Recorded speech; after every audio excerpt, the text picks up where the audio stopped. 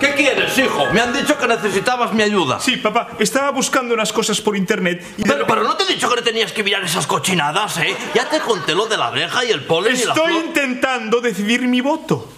Hijo, nosotros no votamos en las elecciones. Decimos que es para mantener nuestro papel arbitral. Pero, de hecho, lo hacemos para poder ir a esquiar con las pistas vacías en domingo. ¿Pero qué elecciones? Me refiero a qué candidato voto para el Festival de Eurovisión. Los hay muy buenos y no sé por cuál decidirme. Bah, ya no se hacen canciones como las de antes. A mí me gustaba mucho aquella... Sí, sé a cuál te refieres.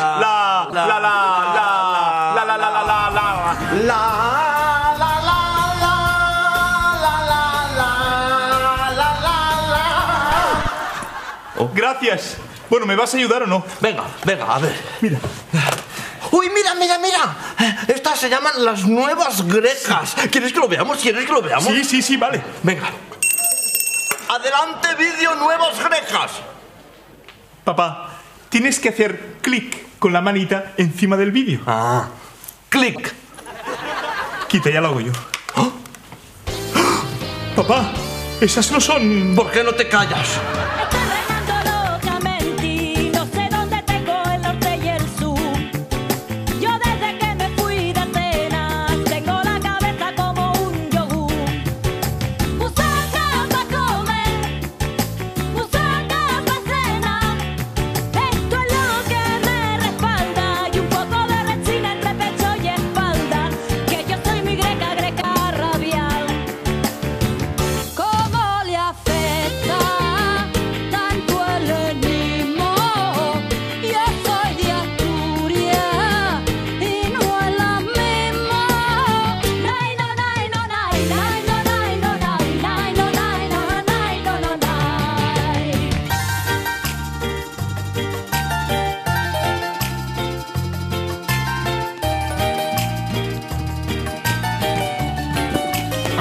Oye, ¿cómo hemos ido a parar dentro de la pantalla del ordenador? Pues es una licencia de los guionistas, papá. Ah, sí, son 10 guionistas, son muy majos y comen muy bien. Sí, muchas gracias a todo el mundo.